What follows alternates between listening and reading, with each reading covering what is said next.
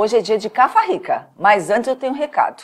Eu quero te falar o seguinte, que sem você aprender a se colocar em primeiro lugar, não há salvação nesta vida.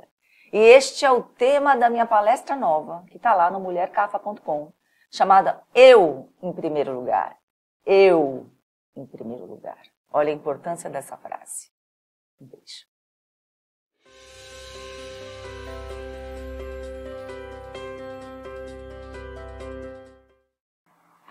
Nesse Cafa Rica eu estou muito feliz, porque eu já trouxe um estudo de caso para vocês.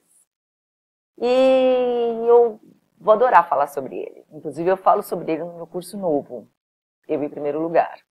Porque ele é uma pessoa que ele se coloca muito em primeiro lugar e a forma como ele vive a vida, fica muito claro isso. E até o rumo que a vida dele se tornou. Ele apareceu no ano de 73. Num grupo chamado Secos e Molhados.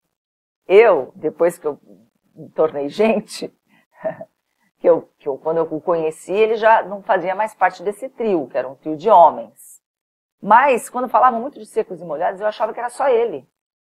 Ele era o grupo, e não, era um trio, né? Ele era filho de militar, né? O pai dele era militar. Então, era aquela educação super rígida. Então, ele é uma pessoa assim à frente do seu tempo. E o bicho é magro, o bicho permanece magro. Tem 81 anos e você não dá mais de 60 para ele. E ele sobe naquele palco, e ele dança, e ele canta lindamente. Aliás, se eu fosse dar uma rebolada do jeito que ele rebola, o ciático aqui já grita, né, gente? Se eu dançar 2 minutos daquele jeito, você pode chamar o SAMU que eu tô indo a óbito. Sim, eu tô falando do Ney Matogrosso. Ele é uma pessoa que fica muito claro a forma como ele vive a vida, como ele enxerga a vida. E ele consegue unir a técnica do fascínio lindamente, porque ele consegue permanecer jovem. Eu olho para ele e eu vejo um menino. Eu não vejo um senhor de 81 anos. Eu vejo um menino cheio de vida, cheio de força, gostosíssimo. E uma vez numa conversa, perguntaram para ele, né? Porque o público, o fato do público, principalmente o público feminino, né? Ficar te aclamando, chamando gostoso, tesão no palco. Isso te alimenta? Ele falou, é bom, mas eu vivo com o meu alimento. Primeiro ensinamento. E que eu falo tanto aqui. É o seu alimento que importa. Ele é uma pessoa que ele se coloca em primeiro lugar. Quando ele vai para cima do palco, ele não faz aquele show, na verdade não é para as pessoas. Ele faz aquele show para ele. É para ele poder se realizar ali. Quando ele está lá em cima do palco, é a hora que ele pode expressar de fato quem ele é. Gente, ele é uma pessoa muito à frente do seu tempo. Ele é de uma época que os homens não usavam nem camiseta regata. Não tinha havaiana. Entendeu? O pé à mostra masculino era uma afronta. E ele chegou numa época que ele chegou arrasando com tudo, quebrando tudo. Claro, foi numa época também de, né, sexo, drogas e rock and roll. Eu não sou a favor de drogas. Ele fala abertamente que ele experimentou todas as drogas, não se viciou em nenhuma. É que naquela época o uso da droga, quando começou, tinha uma outra conotação, né? Era um outro objetivo. Não era ficar doidão, não era isso. Uma outra coisa muito importante, ele foi daquela época onde a AIDS veio dizimando uma população inteira, principalmente dos gays, né? Uma doença nova. E ele mesmo conta isso, que ele pergunta para os médicos, como que eu não peguei HIV? Os médicos não sabem responder. Imagina, tudo bem, ele teve um relacionamento com o Cazuza, mas foi antes do Cazuza ficar famoso, né? Mas ele depois teve um relacionamento sério, longo, com um médico, e esse médico contraiu o HIV, conseguiu viver 4 anos sendo portador, e naquela época ninguém vivia 4 anos, porque não tinha medicação, né? E esse médico até falava, vai chegar uma hora que você vai tomar um remedinho por dia, um comprimido por dia, é como se fosse uma pressão alta, uma diabetes, um colesterol. E realmente hoje é assim, né? Hoje em dia você toma a medicação e o vírus fica indetectável, você não transmite mais o vírus, você convive bem com todas as doenças que a gente tem por aí. Mas naquela época não era assim. E ele conta que quando o companheiro dele, né, deu positivo, ele falou, bom, eu tô também. Eu só vou fazer o teste, o exame, para, né, só confirmar, porque com certeza Ele falou, não se tinha relação sexual com preservativo naquela época, ninguém usava preservativo. E ele foi fazer o teste e quando ele olhou, o teste deu negativo. Ele fez inúmeros testes e o teste deu negativo. E não se sabe por que, nenhum médico sabe explicar o porquê que ele não contrai HIV. Com certeza, o ato dele se colocar em primeiro lugar, e ser o maior advogado de defesa dele, uma pessoa que enfrenta, e ele mesmo fala, eu não vou sucumbir ao medo. Ele enfrenta, ele sente as inseguranças dele, ele tem as questões dele, mas ele enfrenta. O ato de se colocar em primeiro lugar o protege de tudo, inclusive, né? Inclusive na época do HIV. Obviamente o cenário do HIV hoje é totalmente diferente, a gente sabe disso, mas naquela época não era. Naquela época era uma sentença de morte. Então eu queria trazer isso para vocês, né? Eu vou colocar aqui no final até uns trechinhos das entrevistas dele que eu acho importante. E na época, quando ele apareceu com Secos e Molhados, e ele continua maravilhoso, com figurino maravilhoso, trabalhando ativamente, produzindo e sendo... ele é tão educado, ele é aquela pessoa que fala baixo, né? Ele fica ótimo com qualquer roupa, né? E eu amo aqueles figurinos, eu queria ter um em casa. Só para ficar dançando. Bandido, bandido. Eu acho assim deslumbrante, gente. Eu vou trechar aqui uns trechinhos para vocês, porque eu acho importante trazer esses estudos de caso, porque é uma coisa, sou eu falando aqui, né? Você tem que se colocar em primeiro lugar, você tem que aprender a se colocar em primeiro lugar, você tem que aprender a escutar a sua voz lá de dentro. A outra coisa é você conseguir visualizar uma pessoa que saiu de casa, brigado com o pai que era militar, foi viver sua própria verdade, depois ele virou hippie, fazia artesanato, passava fome, aquela vida miserável, não tinha dinheiro para nada, mas ele estava feliz.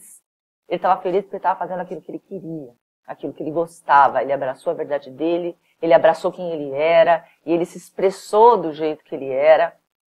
Aliás, sempre quando ele sobe no palco, ele expressa maravilhosamente bem a arte dele, e isso faz com que ele seja quem ele é até hoje, né? Essa pessoa fascinante, que aplica a lei do fascínio, assim, espetacularmente. Uma pessoa próspera, uma pessoa feliz, uma pessoa realizada. Enfim, sou super fã dele. Sou suspeita para falar. Vou deixar uns trechinhos aqui da entrevista. Um beijo. Mas o artista é aquele que não deixa essa criança deixar de viajar nunca, né? Aquele que mantém ela viva. Eu acho que... Olha, é muito engraçado, Bial. Eu estou com 77 anos, né? Eu estou com 70... Esse beijinho foi para não ser no ombro, tá? Mas aí eu penso na minha vida, eu penso, né? Eu aqui nesse mundo, aquele está dentro de mim. Eu consigo acessar, eu não sei o que é, como é que eu tenho que me comportar com 77 anos, porque eu não sei o que é isso, não sei como é que é, sabe? Eu fico achando que um homem de 77 anos não podia estar vestido como eu estou, mas é como eu gosto. Sabe, e isso não muda. Eu tive essa coisa aos 60, quando eu ia completar 60 anos, que eu fiquei muito inseguro. Eu disse, e agora? O que eu vou fazer da minha vida? Como é que eu vou me vestir? Como é que eu vou me estar no mundo? Fiquei ansioso. Chegou 60, não mudou nada. Chegou 70, não mudou nada. Já estou encostando no 80 e não mudou nada. E não vai mudar. E não vai mudar, porque isso é a cabeça da gente, eu entendi. Sabe, é dentro da cabeça da gente. Ele foi absolutamente subversivo, transgressor, porque a direita tinha horror, a direita estava no poder, ditadura militar. A esquerda igualmente tinha horror. Eu tive a ilusão de achar que a esquerda me entenderia, que eles estavam vendo que eu estava solapando de alguma maneira aquela história. Mas eles me rejeitaram grosseiramente. Não entenderam Aí nada. Eu pensei assim, tá bom, eu sou do bloco Eu Sozinho, tá ótimo, sabe? E vou tocar minha vida e não preciso de ninguém me apoiando, nem esquerda, nem direita, nem de cima, nem de baixo, nem do lado, nem de trás, sabe? Mas outro contato, assim, eu me senti livre para procurar todas as manifestações artísticas possíveis para eu me aproximar, né? Porque eu entendia, mesmo sendo funcionário público, que a única coisa que me interessava era a arte. Era a arte. Eu almoçava no refeitório e acabava de almoçar, eu ficava assim sentado na mesa, assim plasmando na minha cabeça. As pessoas passavam na minha frente, eu não via, porque eu estava viajando, que eu era artista, que eu era artista. Olha que coisa louca. As pessoas passavam na minha frente, eu não via, sabe? Eu acredito muito nesse poder da mente, de você plasmar pensamentos, de você plasmar, né? Portanto, é uma área que requer muito zelo, muito cuidado, muita atenção, porque o pensamento cria, né? Eu não me envolvo com essas mídias. E nem quer. Eu não tenho curiosidade, sabe? Eu tenho, para não dizer que eu não tenho nada, eu tenho um Instagram, porque eu gosto de foto. Mas o resto, eu tenho preguiça, eu não tenho paciência, eu não quero, não me interessa. Eu prefiro ler, pegar um livro, ler, eu prefiro ver um filme. Não tem essa coisa de essa comunicação que todo mundo opina, eu tenho horror. Eu tenho horror disso, eu não quero fazer parte disso, me recuso a fazer parte disso, me recuso a opinar sobre todas as coisas. Eu sou que nem Raul Seixas, sabe? Eu prefiro ser essa metamorfose ambulante do que ter aquela velha opinião formada sobre tudo que as pessoas têm. Você está com medo de quê? Porque eu estou com vários medos nesse momento. Olha, eu não deixo o medo ocupar a minha mente. Não deixo.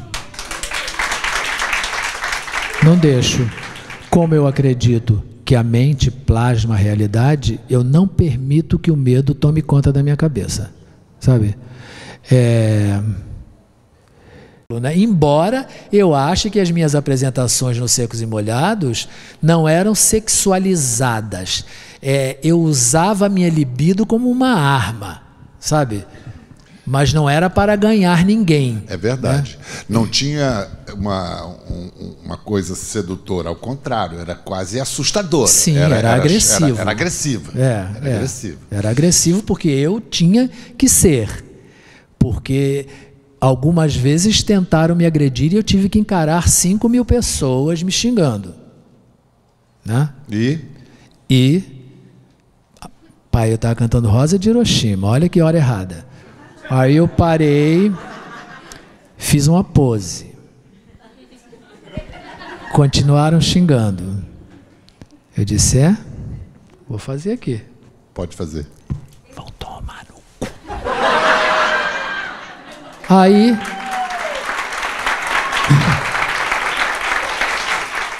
Como reagiu a plateia? O jogo virou. Começaram a me aplaudir. E eu entendi nesse momento que eu não podia ter medo. E aprendi isso para o resto da minha vida. Não podemos ter medo. Não podemos ter medo.